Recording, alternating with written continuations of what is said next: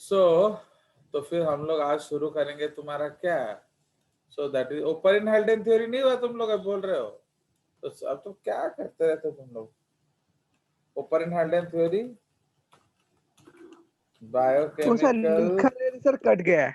वो सा लिखा रहे थे, कर दो। Theory of okay biochemical theory of origin of life.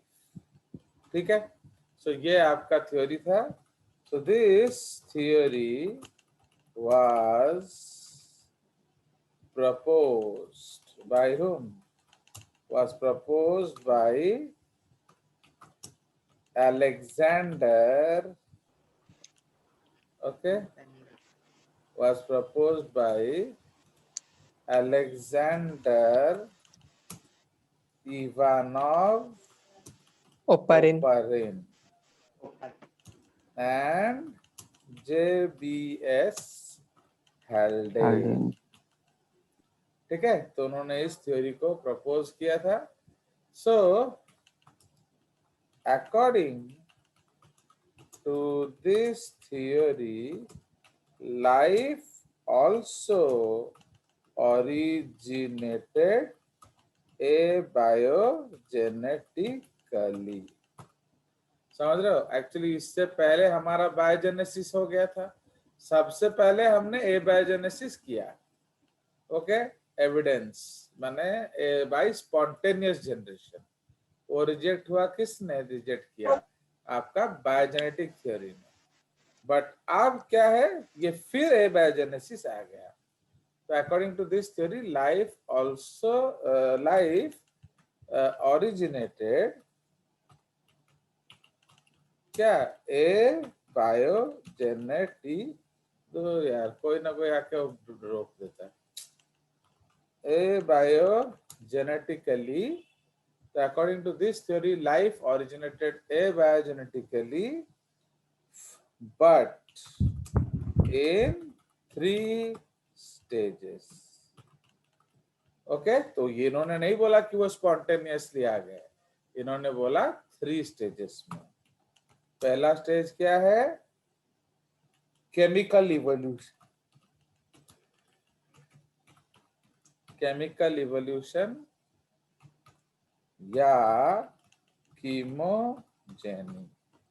तो इसका मतलब ये सब एटॉमिक पार्टिकल्स से प्रोटोबायॉन्ट्स। तो व्हाट आर प्रोटोबायॉन्ट्स? प्रोटोबायॉन्ट्स का मतलब है फर्स्ट सेल लाइक मॉडल। ठीक है, तो because first cell like structure का तो एविडेंस हमारे पास है नहीं, तो ये फर्स्ट सेल लाइक मॉडल। उसके बाद बी है बायोजेनी। ओके, या बायोलॉजिकल इवोल्यूशन। ठीक है, सो इसी स्टेप को हम लोग कहते हैं ऑरिजिन ऑफ लाइफ। तो इसमें हम लोग क्या कहेंगे? प्रोटोबायॉन्ट्स से इयोबायॉन्ट्स से फर्स्ट सेल। तो ये फर्स्ट सेल आ गया। तो जैसे ही फर्स्ट सेल आ गया, अब अगला में क्या होगा? आओ ऑरिजिन है परिवना ही। अब आ जाएगा आपका कॉग्नोजेनी। तो cognogeny is also referred to as what? Organic organic evolution. Evolution. समझ में आया? तुम लोग का अभी तक बच्चा लोग ज्वाइन कर रहा है, क्या करें? फाइन, तो ऑर्गेनिक इवोल्यूशन। फाइन, सो ये आपका 3 स्टेजेस में डेवलपमेंट होता है। तो ये अलेक्जेंडर इवानोव ओपरिन ने बोला था। नाउ अब इस एक्सपेरिमेंट को साबित किसने किया था? So this theory was proved by the experimentation conducted by Stanley Miller. Under the guidance of कौन? Harold C. Urey. ओके, तो हैरोल्ड सी यूरे, तो ये उनके टीचर थे, तो इन्होंने उसको प्रूव किया. ओके, सो ये प्रूव, तो this theory was proved by the experimentation conducted by Miller and Urey. तो इसीलिए अदरवाइज क्या है, लोग ये कभी मान ही नहीं सकते, क्योंकि कि भाई कभी इलेक्ट्रॉन से भी ह्यूमन बनेगा, है कि नहीं. तो इसलिए वो जो सिचुएशन है, इसको प्रूव किया था किसने? Stanley Miller and Urey. तो इसके लिए हम लोग थोड़ा सा आगे जाएंगे एंड डिस्कस करेंगे. Okay, to prove this we have to discuss the prevalent conditions. Okay, prevalent conditions in the prehistoric atmosphere. ठीक है, तो आप बिफोर डिस्कसिंग दैट हम लोग को डिस्कस करना पड़ेगा कि उस दौरान चल क्या रहा था. Okay, so what was the case, because जो सिचुएशन है वो सपोर्टिव नहीं था. Okay, so that is why ये जो स्टोरीज है ये हमारा आएगा. तो इसलिए इसमें सबसे पहला पॉइंट हम लोग डिस्कस करेंगे दैट हाउ अर्थ ओरिजिनेटेड. ठीक है, so the first point that we will discuss is the origin of earth. तो ये तो एक्चुअली ये जो थ्योरी है ये आपका पूरा ओरिजिन डिस्कस कर देता है. तो हम लोग A to Z उसके बारे में पढ़ लेते हैं. ठीक है, so the first heading is the origin of the earth and its primitive atmosphere. ठीक है, so the earth is presumed to have originated about कितना 6 बाया. तो बिलियन ईयर्स अगो को हम लोग BYA लिखते हैं, बाया. ओके, सुप्रीत नहीं, बाया. So either as a part broken off from molten mass of sun, इसको प्लैनेटेसिमल हाइपोथेसिस कहते हैं, और by gradual condensation of interstellar dust, इसको हम लोग नेबुलर हाइपोथेसिस कहते हैं. तो ये सब आप ज्योग्राफी में पढ़ चुके हो इन योर लोअर क्लासेस. ठीक है, तो इसीलिए हमारा 2 स्टोरीज है. एक तो आपका जो बिग बैंग हुआ है कि नहीं, तो बिग बैंग से क्या हुआ, पूरा छिन्नछत्र हो गया दुनिया, एंड ओके द होल, ये क्या जल क्यों नहीं रहा. ओके, तो जो द वर्ल्ड, तो either it was produced by nebular hypothesis और बाय प्लैनेटेसिमल हाइपोथेसिस. ठीक है, so these stories you already know, so we will not elaborate. Initially, it was a fiery spinning ball. माने पूरा आग बबूला एक बॉल था of hot gases and vapors of various elements. Gradually, through hundreds of millions of years, the gases condensed into a molten core and different elements. Actually अपना weight के अनुसार, and different elements got stratified according to their density. ठीक है, तो आप density के अनुसार ये अलग अलग हुए. हेवी एलिमेंट्स लाइक आयरन, इसको हम लोग शॉर्टकट लिख देते हैं, and nickel sank to the center and formed a core. Okay, formed a क्या liquid core, actually liquid core. Okay, तो हमारा जो कोर है वो हॉट लिक्विड है. The lighter elements such as silicon, aluminium form the middle shell, while the lightest ones like helium, है कि नहीं, hydrogen, oxygen, nitrogen and carbon, okay, flowered to the surface, या इसको हम लोग came to the surface कहेंगे and formed the gaseous atmosphere. ठीक है, तो ये हमारा एटमॉस्फेयर बनाया. तो इसलिए जो भारी भरकम थे वो कोर में रह गए, जो लाइट उससे थोड़ा हल्के थे वो ऊपर सतह में आ गए, एंड जो सबसे हल्के थे उन्होंने एटमॉस्फेयर बना दिया. ओके, एंड वो एटमॉस्फेयर आज से तो काफी अलग था, ये हम जानते हैं. नाउ द ओरिजिनल टेम्परेचर, तो जो टेम्परेचर उस समय का था लोगों ने एस्टिमेट किया कि वो काफी ज्यादा होगा. Okay, so the temperature was calculated to be a lot. Okay, around 5000 से 6000 डिग्री सेंटीग्रेड. बट आज लोग बिलीव करते हैं कि वो 900 से ज्यादा कभी भी नहीं हुआ होगा.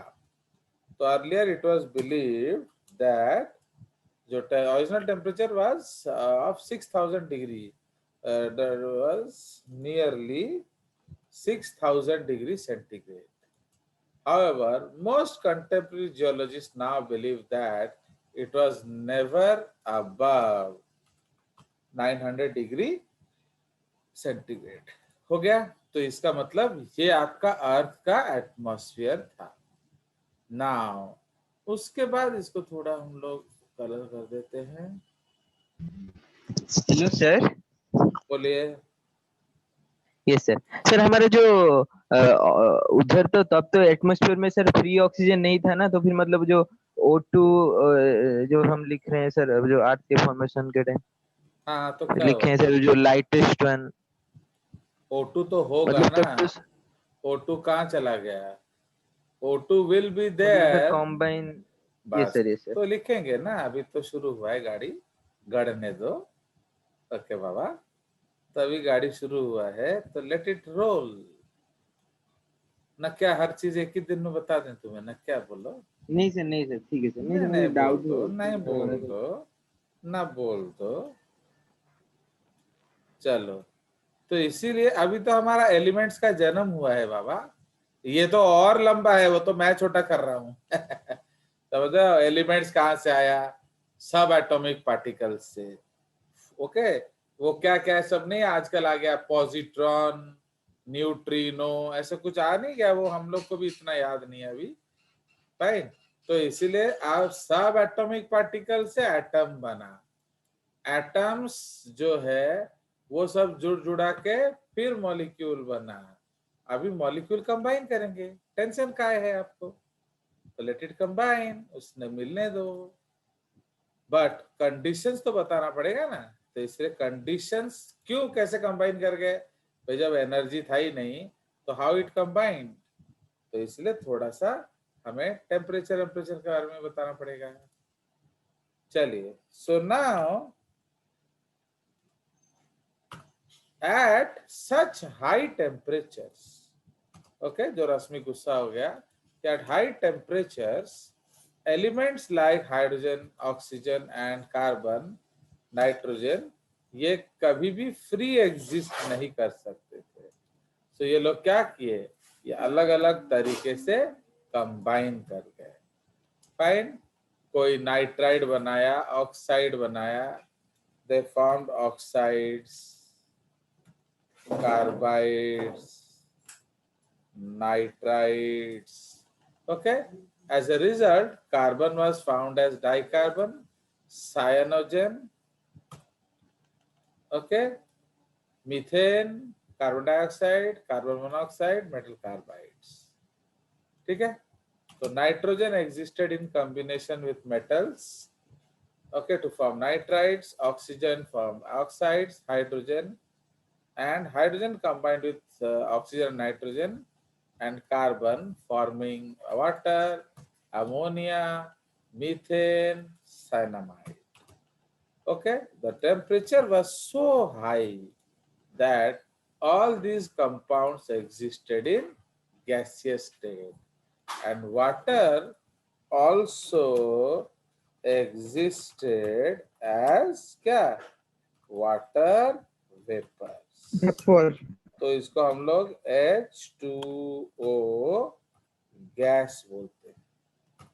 ठीक है, तो ये गैसियस स्टेट में आपका वाटर था जरूर, बट वो गैसियस स्टेट में था, वो लिक्विड स्टेट में नहीं था। Clear? Okay boy, don't worry. Now तो इस जो गरम गरम वाटर को हम लोग क्या बोलते थे? So that was called super heated steam और super heated steam. Now these formed the primitive atmosphere। ठीक है, तो ये आपका प्रिमिटिव एटमॉस्फेयर बनाया। नाउ एटमॉस्फेयर ऑफ प्रिमिटिव अर्थ, तो उसमें थोड़ा डिस्कस करते हैं। Now the atmosphere of the earth was unlike our present in the following respects. Number 1, abundance of hydrogen। ठीक है, so it was rich in hydrogen। Okay, so it readily combined to form ammonia and oxygen and etc. सब combine किया और कहे तो अब already मैं बोल चुका हूँ। Now, thus early atmosphere was क्या strongly reducing। तो ये हमें याद रखना पड़ेगा। तो ये उस समय का सबसे इम्पोर्टेंट बात है। That atmosphere strongly reducing था। It contained methane, ammonia and water vapors। तो इस समझ में है? तो why they took these gases, Miller and Urey? तो मिलर एंड ड्यूरे ने इन गैसेस को क्यों लिया? क्योंकि उस जमाने में यही मिलते थे। तो याद रखेंगे, तो मिलर एंड यूरे उन्होंने क्या क्या गैसेस लिया था? Hydrogen,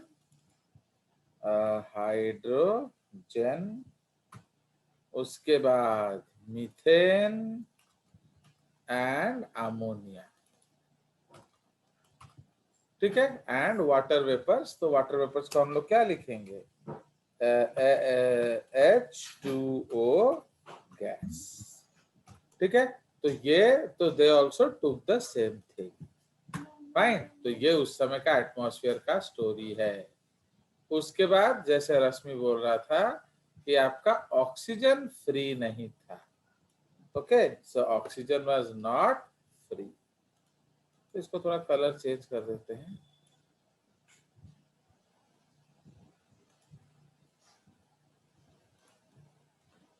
So absence of free oxygen। तो आप जानते हो that the early atmosphere was without oxygen। Okay, इसलिए इसको नॉन ऑक्सीजेनिक या एनऑक्सीजेनिक कहते हैं। तो it was bound in water, CO, CO2, metal oxides, okay, etc। Now, because of the absence of free oxygen, क्या था? ऑक्सीडेशन नहीं होता था। Any complex organic compound that arose during were not subjected to degradation। ठीक है, तो वो degrade नहीं होता था। प्लस ओजोन लेयर उस समय नहीं था। ठीक है, तो ये याद रखेंगे। इसको भी हम लोग शॉर्टकट लिख देते हैं, CO, फिर ये हो जाएगा CO2, मेटल ऑक्साइड्स को वैसे रहने दो। ना एक्चुअली क्या था तब? जो गर्मा गर्म टेम्परेचर था, है कि नहीं? तो जब गर्मा गर्म टेम्परेचर था तो आपका जो भी एलिमेंट्स थे वो कंबाइन करके कंपाउंड स्टेट में एग्जिस्ट करते थे। तो इसलिए H2 एंड ऑक्सीजन मिलके वाटर बनाया, कार्बन ने बनाया, मेटल्स ने ऑक्साइड्स बनाया, even nitric oxide, nitrous oxide and so on so on so on so on so on. तो वो सारे थे। एक सबसे इंपॉर्टेंट बात था कि उस समय ओजोन लेयर नहीं था। सो इससे क्या हुआ, okay, to absorb the harmful low wavelength, okay, low wavelength ultraviolet rays. Okay, low wavelength का मतलब क्या है, हाई एनर्जी। तो अगर हाई एनर्जी है तो टेम्परेचर को वो क्या करता था, बढ़ा देता था, है कि नहीं। तो इसीलिए टेम्परेचर बढ़ने का बढ़ा देता है। एक बहुत बड़ा कारण क्या है, हाई एनर्जी। ओके, सो हाई एनर्जी का कारण क्या है, एक तो ओजोन लेयर नहीं है, तो लो लैम्डा हाई एनर्जी वाले नीचे नहीं आ जाते थे, लाइटनिंग आके जमीन को पीट के जाता था, समझ रहे हो। तो ये सारा जो माहौल उस समय था। चलिए, तो अब हम लोग नेक्स्ट पेज में जाएंगे। ये जो एक स्टोरी है, ये पूरा आपका क्या करेगा, ये पूरा आपके जो माने ओरिजिन को डिस्कस कर देता है। इसलिए हम लोग इस थ्योरी को थोड़ा एलाबोरेटली पढ़ाते हैं, भले ही वो एनसीईआरटी में ना दिया हो। Now as the earth cooled gradually, क्यों, due to several ice ages. Okay, तो हमारे हिस्ट्री में अराउंड 4 आइस एजेस आए हैं, जो कि आप कार्टून्स में देखते हो, है कि नहीं। आइस एज कार्टून देखते हो कि नहीं। तो उसमें आपका तो वो क्या दिखा रहा है कि देयर आर 4 आइस एजेस। तो सम ऑफ द एटमॉस्फेयर, तो ये सब क्या होगा, जो गैसेस थे वो लिक्विफाई कर गए एंड लिक्विड्स जो थे वो सॉलिड्स कर गए, ठीक है। Steam condense into water and resulted in rain. तो जैसे ही रेन नीचे आया, टेम्परेचर पूरा गर्मा गर्म था। बॉय तमे बिसरा कहीं हॉले रसी जानते से डिस्टर्ब करे क्लास टाइम रे, तो रिटार्डेड।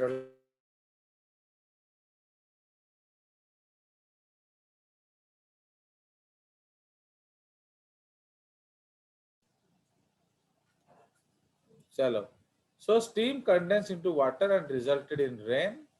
तो अब इसको डोसा तावा इफेक्ट बोलते हैं। डोसा में आप लोग क्या देखते हो, वो एकदम घुस घुस करके पानी गिराता है। तो वो क्यों गिराता है उस तवे को, तो ये आपको दिखाता है कि जो टेम्परेचर है वो बहुत गर्म था, एंड जैसे ही तवा में पानी डाला तो वो क्या होगा, कूलिंग होगा, लोकल कूलिंग। तो उसी तरह से तो steam condensed into water and the rain droplets on approaching the superheated earth crust immediately evaporated। तो ये evaporate करके ऊपर गया एंड फिर कहाँ जाएगा, ऊपर तो आइस एज है, and return to the atmosphere. Okay, the cycle continued for millions of years, ठीक है। माने माने प्रॉब्लम क्या था, अर्थ था गरम, ऊपर एटमॉस्फेयर था ठंडा। तो बेचारा पानी जाए तो कहाँ जाए, नीचे बरसात होके आए तो ऊपर गर्म होके फिर वापस जाए, बरसात होके आए गर्म होके वापस जाए, बरसात होके आए गर्म होके वापस जाए, बरसात होके आए गर्म होके वापस जाए, ऐसा चलता रहा।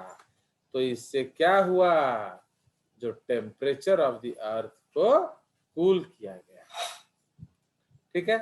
Now as a result the earth surface became cool enough to hold water, and the large water bodies or first oceans came into existence, ठीक है।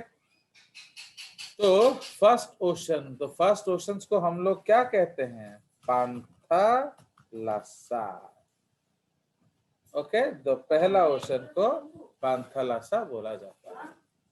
Okay, now the ocean कोथर बक्यू हेडा कोडा लैपटॉप स्क्रीन चित्र पछा हुए ना,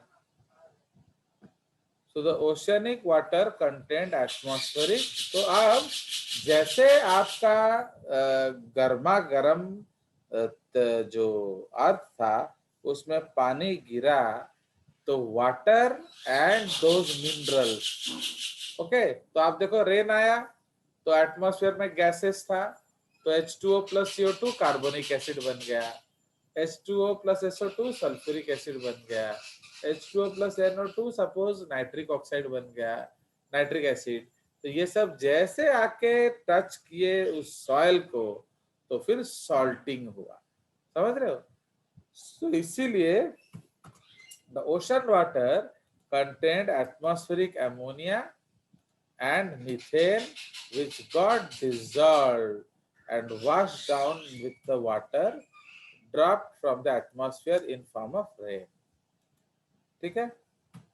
Mineral rocks also dissolved, leading to the accumulation of minerals and salts in the oceanic water. Therefore, oceans of the primitive atmosphere were alkaline. तो ये एक इम्पोर्टेंट पॉइंट है।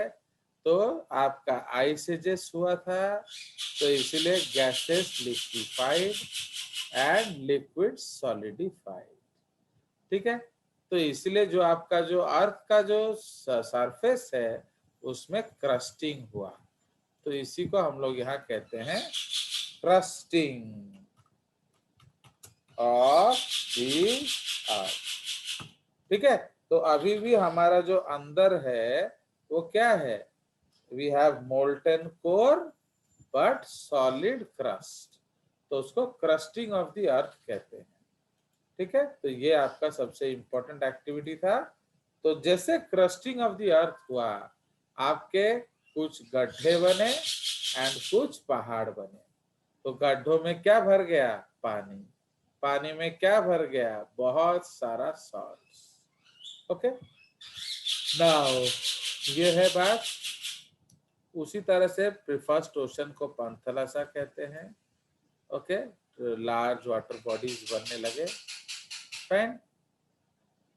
And the primitive oceans का pH था 8, ठीक है? So ये हमारा स्टोरी है with respect to the water body. क्योंकि जैसे आपका अर्थ शेप लिया, आपका लैंड मास बना एंड वाटर बॉडी। जो गड्ढे थे वो उसमें पानी भर गया और वो ओशंस बनाए, एंड जो छोटे मोटे एलिवेशंस थे वो कॉन्टिनेंट्स बन गए, एंड जो बहुत ऊंचे ऊंचे एलिवेशंस थे वो आपके माउंटेन रेंजेस बन गए, ठीक है? नाउ तो ये आपका कुछ स्टोरीज है उसका, बिकॉज कैसे कीमोजेनी एंड बायोजेनी हुआ, क्योंकि माहौल वहां इस तरह का था, ठीक है? नाउ इसीलिए 3 मिलियन, तो थोड़ा कलर चेंज कर दिया जाए।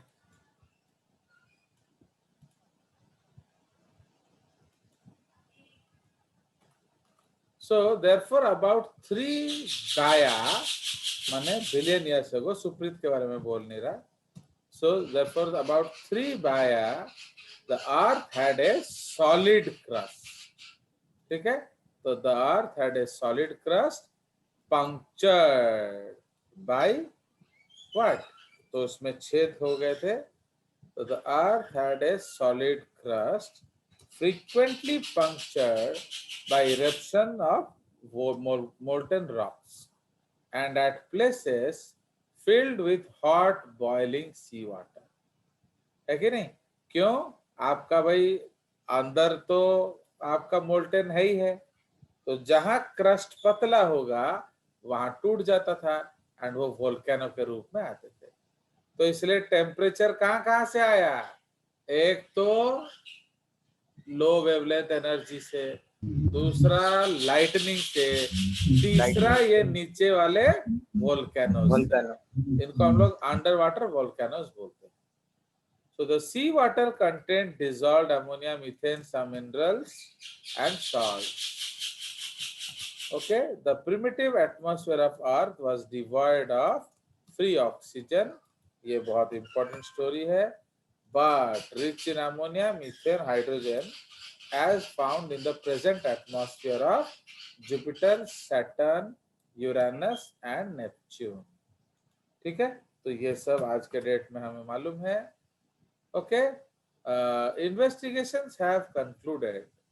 Fine. तो further कहाँ गए insert? Insert किधर गया रे बाबा? हाँ, further investigators have concluded that principal constituents of our CO2, CO, N2 and H2. So this concept was given by Abelson in 1966. The earth was bombarded with high energy radiations from the sun. तो वहां से high energy radiation आता था. तो इसीलिए आपका कहाँ से एनर्जी आया? Solar radiation, electric discharge, volcanic eruption and ionising radiations. तो इसीलिए तो आपका कीमोजेनी हम लोग पढ़ेंगे. तो इसलिए कीमोजेनी, सो इसमें हम लोग लिखेंगे ऑल दीज पैरामीटर्स, है कि नहीं? तो ये सारा जो कंडीशन में all these parameters supported कीमोजेनी. क्यों? ऑक्सीजन नहीं होने से क्या हुआ? बूंद बूंद से सागर बन गया. हम लोग एक स्टोरी क्या बोलते हैं? बूंद बूंद से सागर बना. तो बूंद बूंद से सागर बना का मतलब क्या है? कि अगर आप थोड़ा थोड़ा करके जमा करोगे तो बड़ा बनेगा, बट अगर